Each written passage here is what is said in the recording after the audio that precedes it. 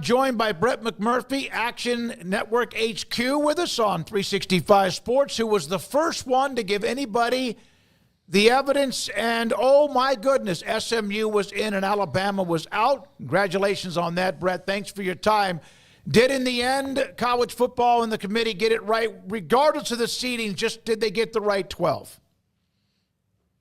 Thanks, Smokey. I don't know. I mean, that's my honest answer. It depends on what your definition of the best 12 teams are. I don't think the best 12 teams are in the playoff. Obviously, there's the automatic bids.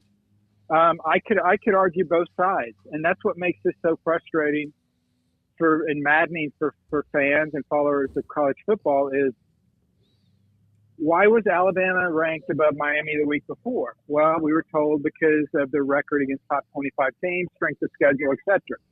Well, if you compare Alabama with those same metrics to SMU, Alabama should be ranked above SMU, and I would not have a problem with that. But also, when you look at it, that SMU was undefeated in a power conference in the regular season, and their only two losses were by 3 points, one on a 56-yard bomb at the buzzer.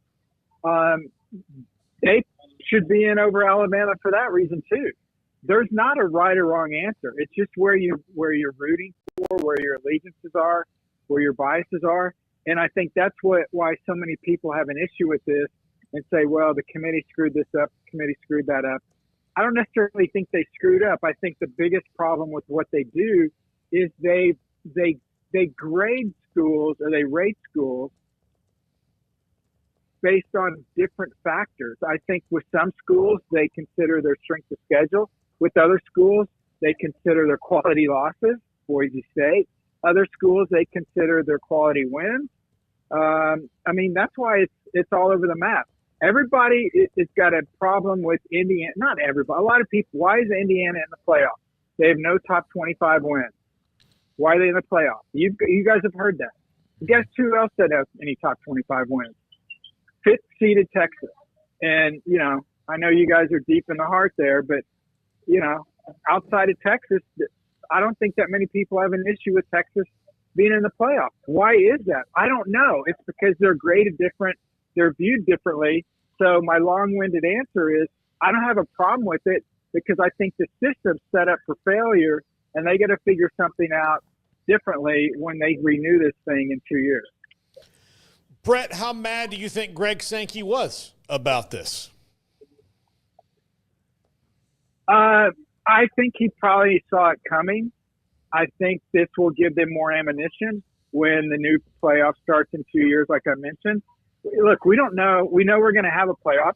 It could be 12 teams. It could be 120 teams. We don't know what it's going to be. I would not be surprised, though, if this gives the SEC more ammunition to say, okay, you guys want us in your playoff. We want 4 automatic bids. And the Big Ten will do the same thing. So what are the other leagues going to say? Well, there's no way in hell we're going to do that. And then they'll say, okay, we'll take our ball and we'll go have our own playoff. And they would do that. I don't think it'll get to that. I think the other leagues will agree to that. Compromise for that will be, okay, let's go, instead of the SEC and Big Ten having 8 of the 12 teams, let's bump it up to 14. So now they have 8 of the 14. So it won't box out the non-SEC Big Ten conferences. Is Sankey mad? I'm sure he's mad, but I think he probably knew it was coming.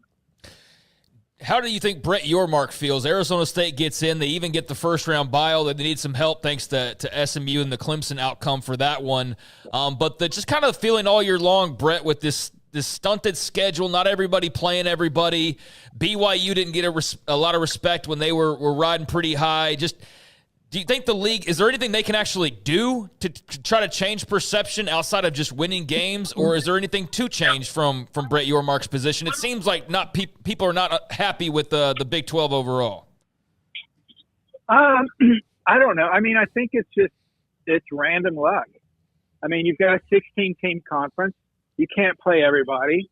And believe me, you're supposed to, okay, going into the season, let's schedule these teams because they're going to be the best teams. Well, look, and you guys are guilty as much as I am. The preseason polls We were 1,000% wrong. 1,000% wrong. So how is the conference going to we need to schedule these teams this year because these are going to be the better teams when, the so-called media experts, we can't figure it out either. Nobody knew Arizona State would be at this point. Nobody knew Utah would have the issues they had. Nobody knew that my alma mater would throw a goose egg in the win column in conference play. That's the beauty of college football. With the 16-team league, there's no way to guard against that. Is it a disaster? Is it bad? No, I don't think so. I mean, you just ultimately you got to win as many games as you can out of conference so that you have those talking points. But it was just kind of luck of the draw or unlucky luck of the draw for BYU that, they didn't have the quality wins in conference that would keep them afloat. But also I think, they also were very fortunate in a lot of their wins, and that probably hurt their resume more than anything. 13 of the AP's 25 preseason teams finished the year unranked. Now, that might have happened before, but, man, that's a huge number, and the Big 12 was as guilty as anybody with 5 of those teams, Utah, Oklahoma State, you mentioned them, K-State, Arizona, and Kansas being unranked. That didn't help them either, no matter what we may think or what we say or what opinions we may have about how it all ended up. That's stunning. 13 of the 25. You know what? Actually, that's about on average. Oh, is it really? Okay. Yeah, I have to find it. In fact, you've sent me a text. I love your AP poll preseason tweets. I think I send that one out every year. Basically, if you hate the preseason poll, don't worry, because basically between 11 and 14 of those schools will not be ranked at the end of the year. It is funny that a third of those are from the Big 12, but yeah, that happens all the time. We've had for the last 19 years, I think we've got a top 10 team finish the year unranked. That's going to happen again this year. I think it's 2 preseason top 10s aren't going to be ranked. So that's just kind of how it is. We think we know it.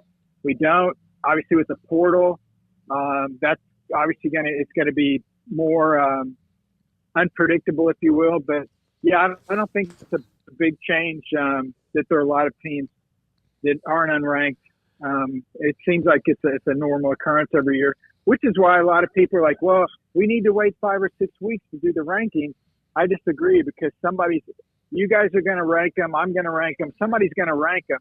So, people want to see a number by that name in the early going. All right, you mentioned Oklahoma State. Your thoughts about all the drama Friday with Oklahoma State reports, Gundy, he was public about it, and then in the end, he's going to remain. He hired Todd Grantham.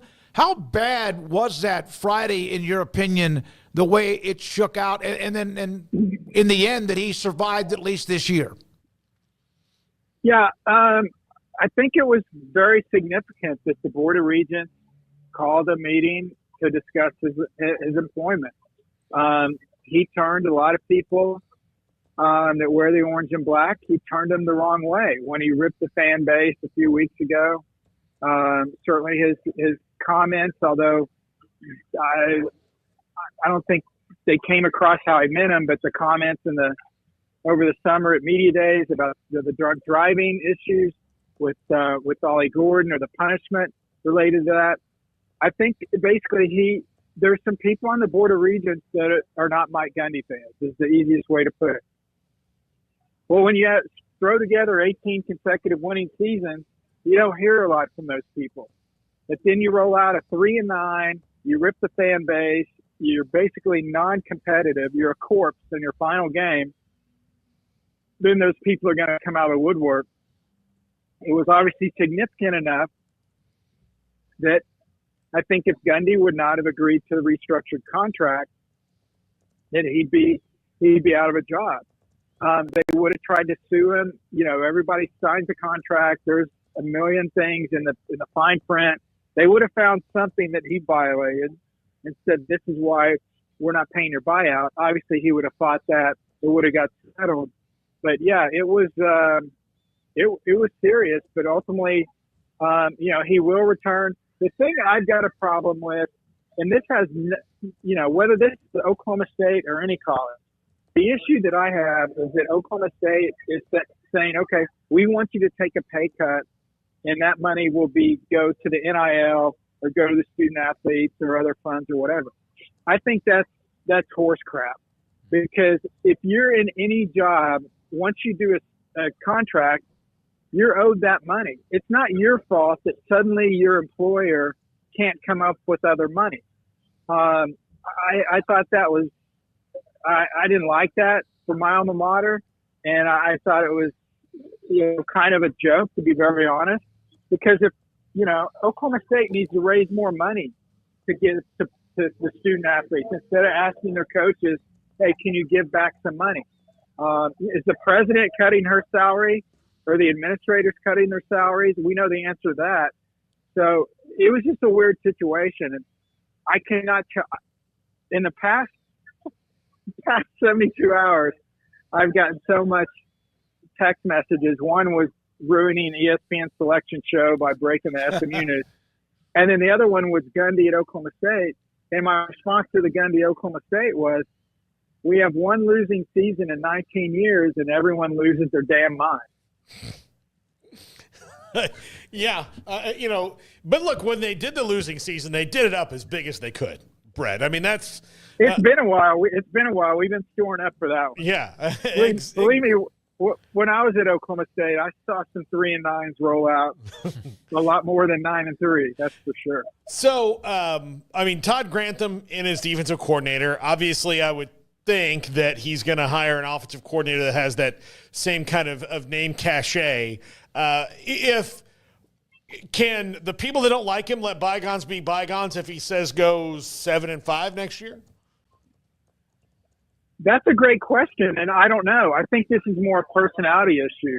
I mean, you guys work with different people, interact with different people that you may or may not get along with. Do you at some point come to, where you say, okay, I can work with this person, or it's always going to be an issue? I don't know. That's a great question. I don't know. I don't think necessarily he's certainly not on the hot seat. He's going to be, in the College Football Hall of Fame as a coach. When he retires, his name will be, up on the, up in Boone Pickens Stadium in the Ring of Honor. I would be shocked if, again, as long as there aren't any, he doesn't, blast napalm on the fan base or something like that. That if he's 7-5, I don't think they're going to say, okay, the game's passed you by, it's time to move on. I do think, though, if they roll out any more performances like they did against Colorado and some of those other games towards the end of the season, and look, the defense was decimated. I understand that. But, if the effort's there, certainly it would be a whole new roster with the portal and all that stuff. I think ultimately he will be there as long as he wants. But again, things change. It wasn't that long ago we were talking about how Oklahoma State docked him $1 million because he's wearing the T-shirt, and the players weren't happy and all those different things. So this isn't the first time he's kind of gone through this swing and dance. Brett, shot in the dark before we let you go here. Any feel or thoughts on West Virginia and that coaching search ongoing? I know. I mean, I reported a few days ago. Obviously, Rich Rod's in the mix. Penn State's OC, Andy Kolecki, I think he's a legitimate candidate too. I'm not sure. I know they actually talked to Anthony Beck. I know he talked to West Virginia. I'm not sure. That'll be fascinating.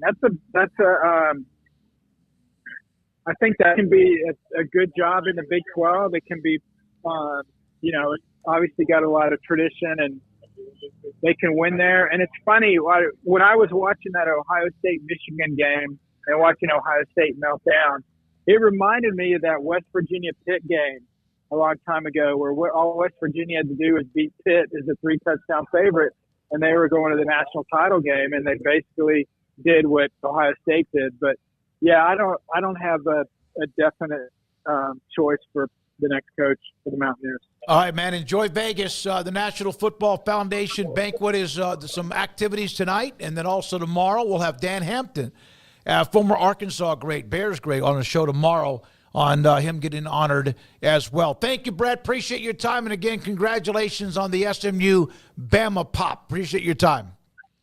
Thanks, guys. Thank you, Brett McMurphy, Action Network HQ.